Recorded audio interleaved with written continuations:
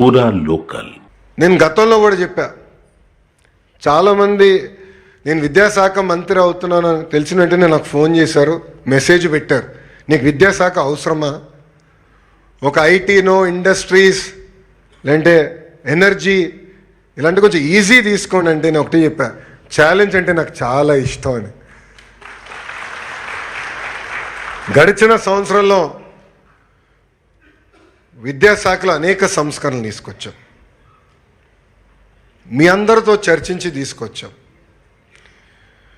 సంఘాలతో అనేక మార్లు కూర్చున్నాం, అన్ని సమస్యలు పరిష్కరించాం అని నేను అనట్లేదు, కానీ ఎప్పుడు లేని విధంగా మీ స్వరం వినిన తర్వాతనే సంస్కరణలు తీసుకొచ్చాం.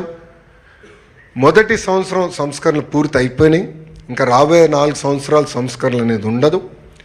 ఏదైతే లీప్ మోడల్ అని మనం అనుకున్నామో అది పకడ్బందీగా మనందరం అమలు చేయాలని ఈ సభాముఖంగా కోరుతున్నాం. ప్రత్యేకంగా గౌరవ ముఖ్యమంత్రి గారికి కొన్ని విషయాలు తెలియజేయాలని అనుకునే ఈ వేదిక. సార్, కరికులంలో అనేక మార్పులు మేము తీసుకొచ్చాం. అంతేకాదు ప్రైమరీ స్కూల్స్లో 1 క్లాస్ 1 టీచర్ అనేది మీరు గతంలో మాకు చెప్తాం జరిగింది సార్. ఈరోజు మేము గర్వంగా చెప్పగలుగుతున్నాం, గతంలో 3% పాఠశాలలే 1 క్లాస్ 1 టీచర్ ఉంటే అది ఇప్పుడు దాదాపు 33%, అంటే సుమారుగా 9,600 మోడల్ ప్రైమరీ స్కూల్స్ ఏర్పాటు చేస్తాం జరిగింది. Semester wise text books నియమించాం.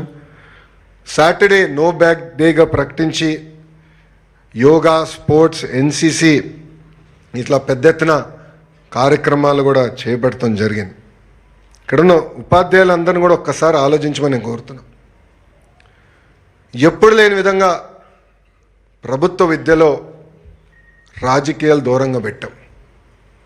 వేదిక మీద ఉన్న బోర్డు చూడండి,